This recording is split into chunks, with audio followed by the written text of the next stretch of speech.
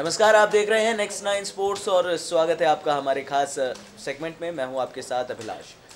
New Zealand के खिलाफ team India ने ऐतिहासिक सीरीज जीत दर्ज की। रविवार को खेले गए 5वें वनडे में भारत ने महज 252 रन बोर्ड पर लगाए थे, जिसके जवाब में भारतीय गेंदबाजों के बेहतर प्रदर्शन के दम पर न्यूजीलैंड को भारतीय टीम ने 217 रनों पर समेट दिया और 35 रनों से एक ऐतिहासिक जीत हासिल कर ली। ये दौरा इसलिए भी खास रहा क्योंकि ये साल वर्ल्ड कप का साल है और साल 2019 में विश्व कप शुरू होने से ठीक पहले ये भारत की विदेशी सरजमी पर लगातार दूसरी जीत है। यानी कि साल 2019 की शुरुआत से ही भारत ने अब तक 2 वनडे सीरीज खेली और दोनों ही विदेशी पिचेस पर खेली है। और न्यूजीलैंड के खिलाफ जो सीरीज़ है वो इसलिए भी थोड़ा सा इम्पॉर्टेंट है क्योंकि अमूमन हमने देखा है कि न्यूजीलैंड की कंडीशंस जो है वो इंग्लैंड से मिलती जुलती है और इंग्लैंड में वर्ल्ड कप होने वाला है। साथ ही किसी ने नहीं सोचा था कि जो न्यूजीलैंड टीम अपने घर में पिछले 5 सालों में सबसे खतरनाक साबित हुई है, जिसे किसी ने नहीं हराया है, इंग्लैंड जो मौजूदा समय में वर्ल्ड की नंबर 1 रैंकिंग पर है, इंग्लैंड टीम ने भी न्यूजीलैंड को न्यूजीलैंड में नहीं हराया है।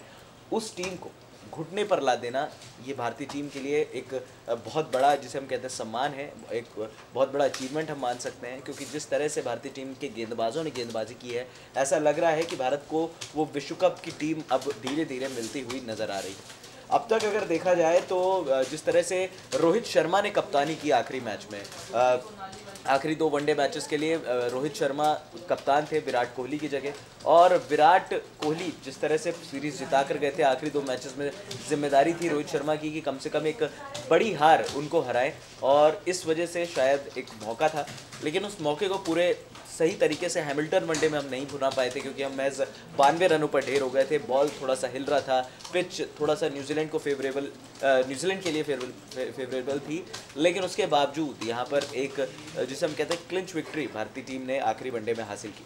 सबसे बड़ी बात जो रोहित शर्मा को एक बड़ा कप्तान बनाती है, शायद इस वजह से वो भारतीय टीम के उप कप्तान भी हैं, कि यहाँ पर उन्होंने साफ तौर पर कहा कि मुझे पता था कि वहाँ पर कंडीशंस टफ है। अगर सीरीज़ का डिसाइडर होता वो मैच, तो मैं टॉस जीत कर गेंदबाजी का फैसला करता और शायद हर कप्तान वही करता, लेकिन हमारे पास मौका था, हम सीरीज़ जीत चुके थे।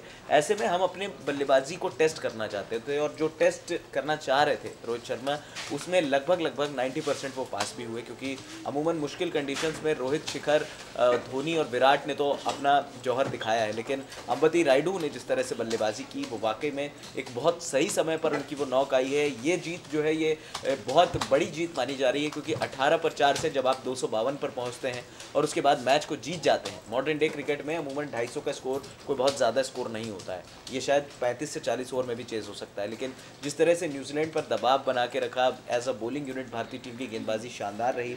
और कल जिसे हम कहते हैं कुलदीप और चहल, कुलचा की जोड़ी कल नहीं थी, और इस जोड़ी के ना होने के बावजूद भारतीय टीम ने एक बेहतरीन प्रदर्शन दिखाया। अब सवाल ये उठता है कि जिस तरह से अब भारतीय टीम के पास अब 5 वनडे मैच रह गए हैं ऑस्ट्रेलिया के खिलाफ, जो घरेलू सीरीज़ होगी, उन 5 वनडे मैचेस में क्या बाकी खिलाड़ियों को मौका मिलेगा या फिर अब यही खिलाड़ी जो हैं वो आगे लेकर जाएंगे टीम को, क्योंकि विराट कोहली को आराम दिया गया। हो सकता है कि विराट को ऑस्ट्रेलिया सीरीज़ से भी आराम दे दिया जाए, लेकिन ऐसा लग रहा है कि विराट आराम लेंगे नहीं, क्योंकि विश्व कप से पहले ये आखिरी सीरीज़ है और इस इंटरनेशनल सीरीज़ में शायद भारतीय टीम अपना दमखम दिखाना चाहेगी। मेरे ख्याल में शायद 5 वनडे वही खिलाड़ी खेलेंगे जो वर्ल्ड कप के पहले मैच में जो उतरेंगे, यानी कि 5 जून को जो पहला मैच होना है, उस मैच में जो प्लेइंग 11 होगी वो शायद यहाँ पर विराट कोहली सेट करना चाहेंगे इन 5 वनडे मैचेस में। फिलहाल T20 सीरीज़ की बात की जा रही है। अगर T20 सीरीज़ 6 फरवरी से शुरू हो रही है, यहाँ पर बहुत अच्छा मौका है भारत के पास भी न्यूजीलैंड के खिलाफ T20 सीरीज़ जीतने का, क्योंकि अब तक हमने न्यूजीलैंड को न्यूजीलैंड में T20 नहीं हराया है। 2017-2018 के दौरे पर भारतीय टीम ने न्यूजीलैंड के खिलाफ पहली जीत दर्ज की थी और पहली सीरीज़ भी जीती थी, घरेलू T20 सीरीज़ थी वो।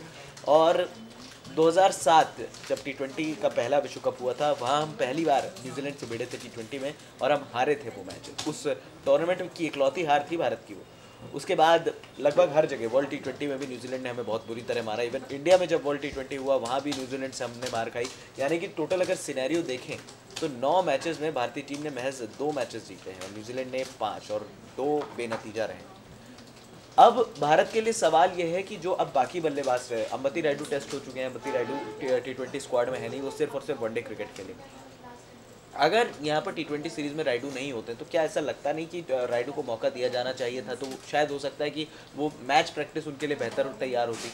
लेकिन अब ऋषभ पंत को मौका दिया गया है, ऋषभ पंत को ग्रूम करना चाहते हैं, इवन महेंद्र सिंह धोनी ऋषभ पंत को ग्रूम करना चाहते हैं। अब यहाँ पर ये बात तो तय है कि कार्तिक और ऋषभ पंत में जो रन स्कोर करेगा वो भारतीय क्रिकेट टीम के स्क्वाड में रहेगा, ये बात तय हो गई है। ऋषभ पंत की अगर परफॉर्मेंस की बात की जाए तो टेस्ट क्रिकेट में उन्होंने 200 लगाए हैं पिछले 6 महीने में, और इकलौते ऐसे भारतीय विकेट कीपर हैं जिनका इंग्लैंड में 100 है, ऑस्ट्रेलिया में 100 है, और उसके बाद 2 90s भी। ऐसे में ऋषभ पंत को भी इग्नोर करना सही नहीं होगा। और एक जो एक्स फैक्टर की हम बात करते हैं कि कहीं ना कहीं भारत के पास एक पिंच हिटर की कमी है जो लैग कर रहा है भारत, जो जहाँ पर आपको 300 320 तो आप बना ले रहे हो, लेकिन यहाँ 360 370 बनाने जो इंग्लैंड की कंडीशंस में पॉसिबल है, उन कंडीशंस में आपके पास ऐसे बल्लेबाज नहीं है, ऐसे पिंच हिटर्स नहीं है कि आप उन टीमों को आगे लेकर जाएं। क्योंकि आप जब वर्ल्ड कप का टूर्नामेंट आएगा, जब आपको बड़े स्कोर मिलेंगे, चैंपियंस ट्रॉफी के बाद से भारत ने काफ़ी कुछ सीखा होगा, हम उम्मीद करते हैं, क्योंकि चैंपियंस ट्रॉफी में पाकिस्तान ने मतलब जिसे कहते हैं एक शॉकिंग परफॉर्मेंस दे दी थी, 300 प्लस स्कोर कर दिया था। और हमारे साथ ये हुआ है, हमने विश्व कप 2015 वहाँ पर भी लगभग सभी टीमों को मारा और उसके बाद सेमीफाइनल में एक बड़ा स्कोर मिला और हम पीछे हट गए। चैंपियंस ट्रॉफी 2017 वहाँ पर भी पाकिस्तान जैसी टीमों को हमने बहुत बुरी तरह से मारा था। जिस तरह से भारत चैंपियंस ट्रॉफी के फाइनल में पहुँचा था, इंग्लैंड में ही हुई थी वो चैंपियंस ट्रॉफी, वहाँ पर फाइनल मैच में 300 प्लस का स्कोर लगा और भारत वो चेज़ नहीं कर पाया। तो ये इस इंस्टेंट कोलैप्स से आपको बचना है, क्योंकि सेमीफाइनल फाइनल में अगर एक आधी टीम आपको ऐसी भिड़ गई जो 350 400 लगा गई बोर्ड पर, तो फिर आपको यहाँ पर दिक्कतों का सामना करना पड़ेगा। तो ये आपको एक ऋषभ पंत ऐसे खिलाड़ी हैं जो आपको एक एक्स फैक्टर दे सकते हैं, बीच में आके 30-35 गेंदों में 60-70 करके आपकी रन जो स्कोर बोर्ड है उसको आगे बढ़ा सकते हैं। ऐसे में बहुत इंपॉर्टेंट है ये कि भारतीय टीम यहाँ पर एक बेहतर हिटर लेकर जाए, क्योंकि देखिए अमूमन सबके पास एक बढ़िया हिटर है। जॉस बटलर के रूप में इंग्लैंड के पास एक बेटर हिटर है। यहाँ पर अगर साउथ अफ्रीका की बात की जाए तो क्विंटन डिकॉक हैं, उसके बाद अगर ऑस्ट्रेलिया की बात की जाए तो ग्लेन मैक्सवेल हैं, पाकिस्तान की बात की जाए तो बाबर आजम है, फ़खर जमान है। तो कहीं ना कहीं अब भारतीय टीम को भी ये बिल्डअप करना पड़ेगा कि आप एटलीस्ट एक ऐसे खिलाड़ी को ग्रूम करें जो आपको लंबी लंबी हिटें मार सके, क्योंकि महेंद्र सिंह धोनी थोड़ा सा गेम को आगे लेकर जाते, स्लो रहता है उनका गेम, और 50वें ओवर तक वो मैच को लेकर जाते, तब शायद भारत जीत पाता है। अगर खुदा ना खास्ता भारत को 20-30 गेंदों में 60-70 का स्कोर चाहिए हो और उसके बाद वहाँ पर एक बड़ा मैच हो और फिर वहाँ पर ये एक्स फैक्टर जो है ये काम करेगा ऋषभ पंत का, क्योंकि अब तक हमने देखा उनकी परफॉर्मेंस बेहद बाकमाल लाजवाब रही है। हालांकि ज़्यादा वनडे मैचेस का उनको अनुभव नहीं दिया गया है, लेकिन अब तक जितने दिग्गज ये कह रहे हैं, इवन हमारा भी यही मानना है कि ऋषभ पंत को मौका देना चाहिए, ऋषभ पंत को ग्रूम करना चाहिए। अगर ऋषभ पंत को ग्रूम किया गया तो उम्मीद करते हैं कि ऋषभ पंत शायद थोड़ी सी बेहतर क्रिकेट खेलेंगे और भारतीय टीम को उस जीत के दरवाजे तक लेकर जाएंगे।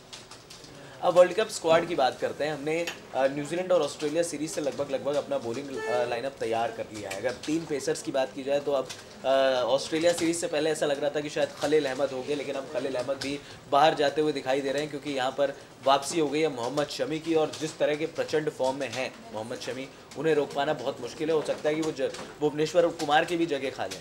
तो लेकिन फिलहाल एज ऑफ नाउ अगर 3 पेसर देखे जाए तो भारत के पास भुवी, शमी और बुमराह, 3 में से आप 2 ही पेसर खिलाओगे, ये बात तय है। जब आप 5 का कॉम्बिनेशन बनाते हो तो 2 आपके पास रिस्ट स्पिनर और 1 ऑलराउंडर, फास्ट बॉलिंग ऑलराउंडर, और प्लस आपके 2 पेसर।